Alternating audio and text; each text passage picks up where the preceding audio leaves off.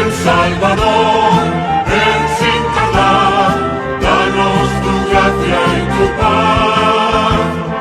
El Salvador, ven sin tardar, danos tu fuerza y verdad. Saludos amigos y amigas. Nos encontramos hoy en el cuarto domingo de Adviento, en este camino, en esta peregrinación que hacemos los cristianos hacia Jesús. La semana anterior se nos invitaba a estar alegres por esa salvación que nos viene de Dios. Y la lectura de hoy nos hacen hacer descubrir verdaderamente al esperado de los pueblos, a Jesucristo. Por eso hoy las tres lecturas tan densamente cristológica, inigualable, que nos hacen tocar el fondo, que nos hacen ver las manos y vivir con el corazón sinceramente la densidad de lo que significa el Dios entre nosotros, el Emmanuel, el Dios para siempre, es decir, que es el Dios que está con nosotros a nuestro lado. Dios está en nuestra historia, nos dice el profeta Isaías, pero no está de una manera pasiva, está en nuestra historia, y eso lo veíamos específicamente en ese texto, en el capítulo 7 del texto de Isaías.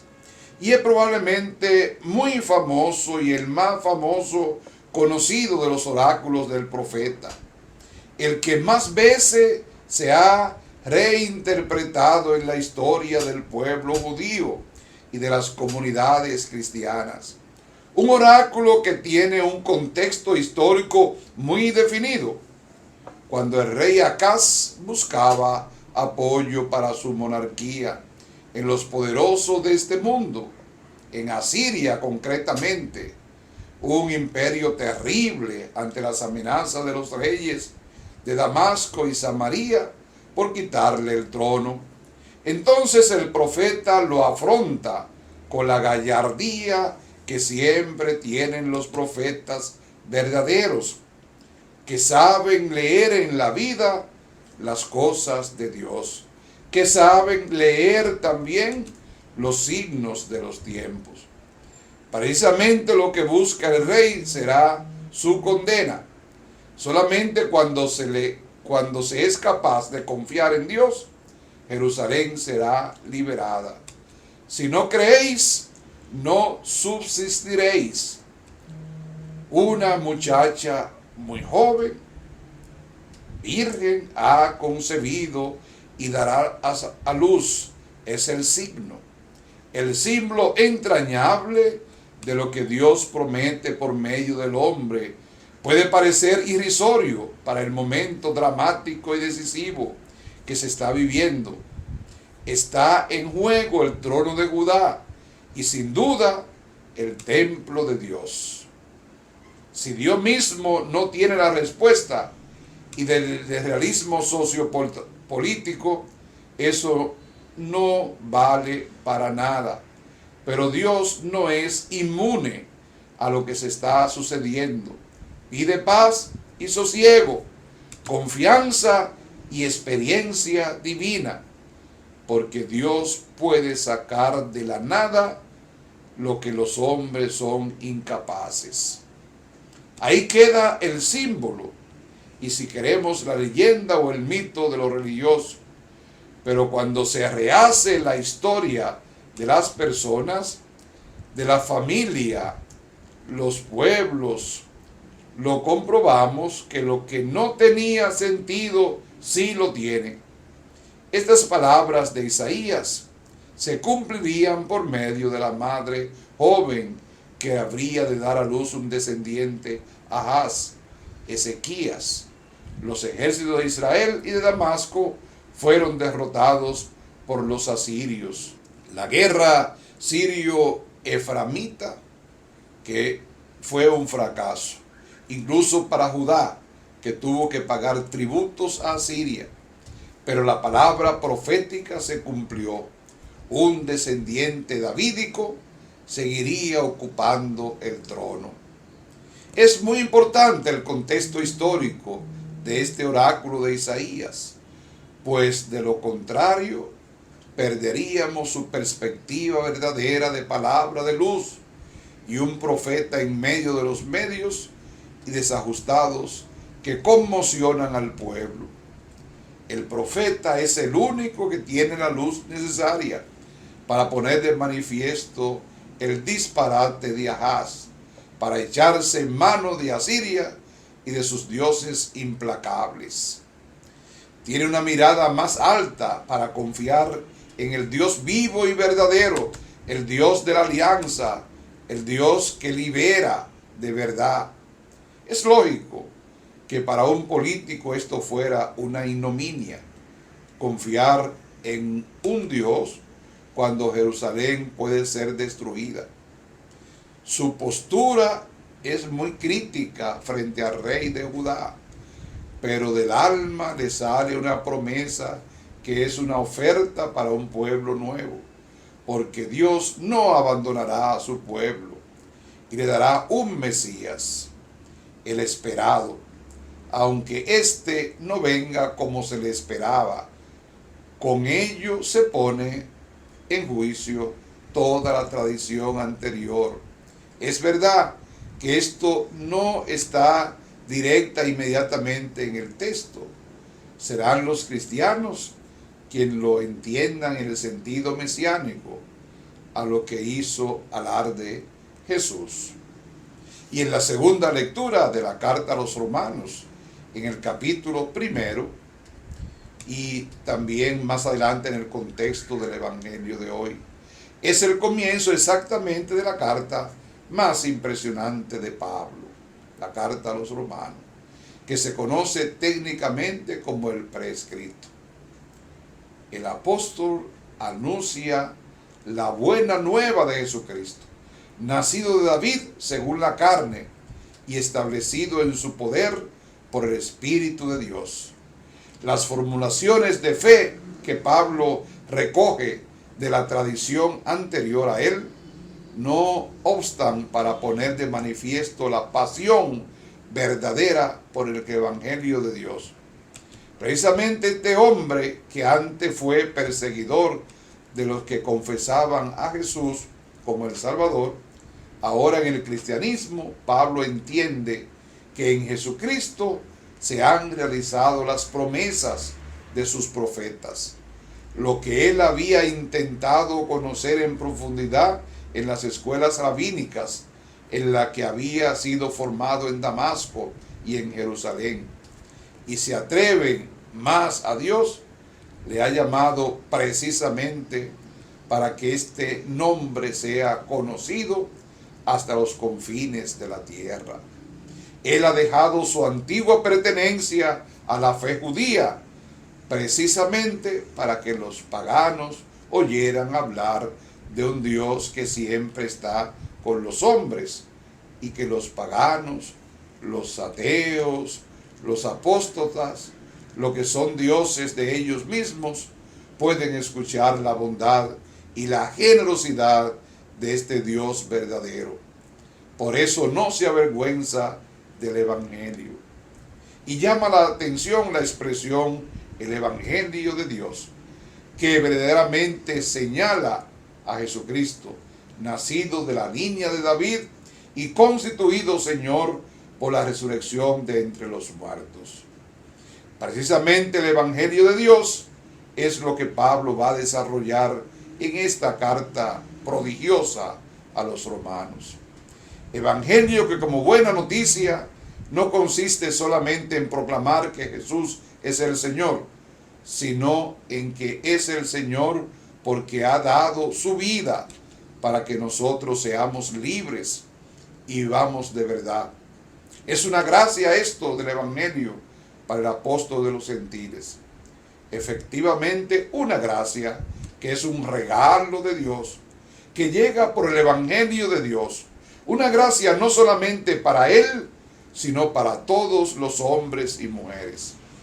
Es una gracia que no puede mantenerla egoísticamente para sí, sino que debe ser proclamada a todos, a los demás. Qué hermosa estas ilustraciones del apóstol Pablo. Y leemos el Evangelio de Mateo en el capítulo 1. Dios está con nosotros en Jesús. Este Evangelio y este evangelista es el que mejor ha tratado la profecía del Antiguo Testamento, porque realmente era parte del propósito del Evangelio. Jesús, el nuevo Moisés, el que hace efectivo y real todo lo anunciado en la Torá y en las profecías. Y aunque por razones propias de la mentalidad judeo-cristiana aparezca la figura de José como introductorio del cumplimiento, en el sueño José, una forma bíblica de hablar de experiencia religiosa, de oración, tiene encomendado dar un nombre al hijo que dará a la luz su prometida María. Le pondrá por nombre Jesús. Es lo mismo de Isaías 7, del nombre Emmanuel.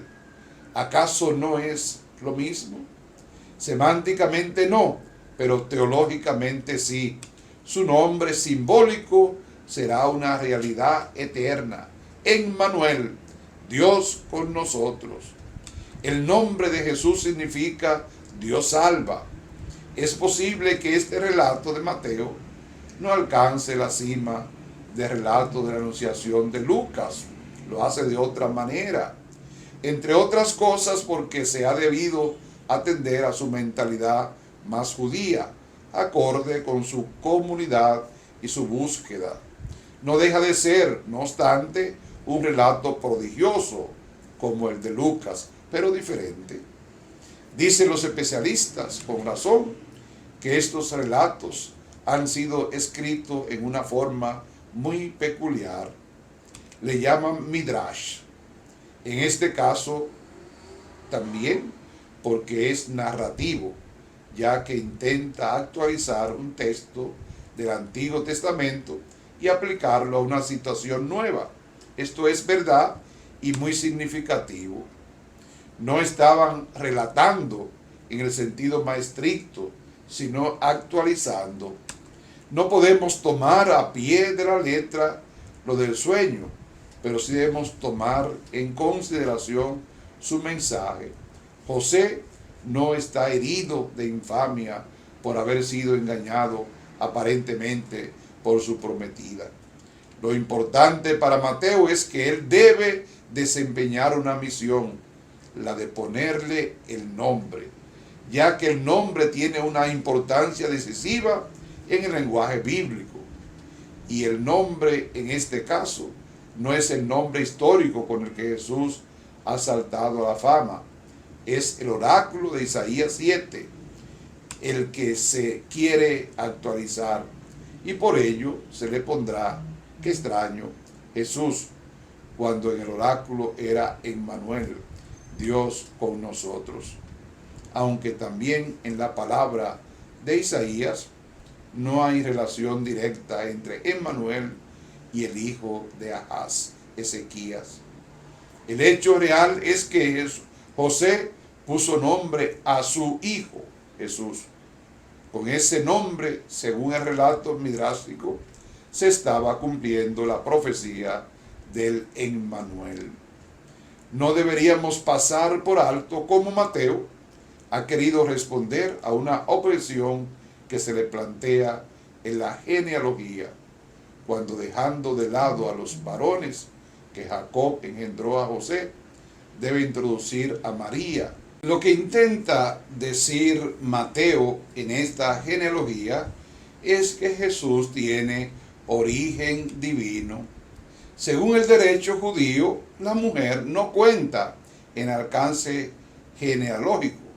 Por consiguiente, a través de María, no pudo Cristo insertarse en la casa de David. Sin embargo, para Mateo es evidente que Jesús es el Hijo de María y del Espíritu Santo. Y entonces surge un problema: ¿cómo insertar a Jesús a través del árbol genealógico masculino? Dentro de la genealogía davídica, si no tiene un padre humano. Para resolver el problema, Mateo hace una especie de acotación o glosa, explicación de una dificultad, y narra la concepción y el origen de Jesús en su Evangelio, capítulo 1, 18-25.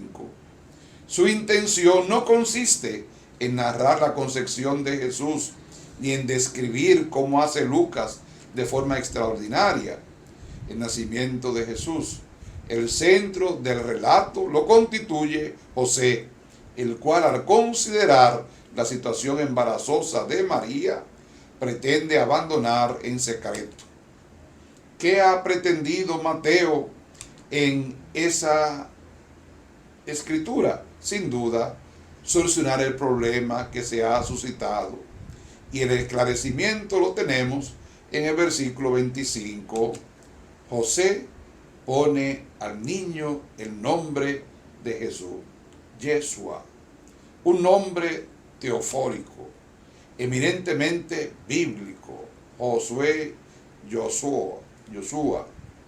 José, descendiente de David y esposo legal de María, al imponer el nombre a Jesús, se convierte legalmente en su padre, con lo cual lo inserta en su genealogía davídica.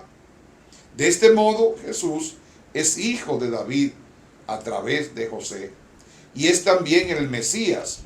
Así se cumple igualmente la profecía de Isaías 7:14, del que el Mesías nacería de una virgen, en realidad no una virgen sino doncella en edad de casarse, aunque los 70 lo tradujeran por virgen, y así ha pasado la tradición cristiana.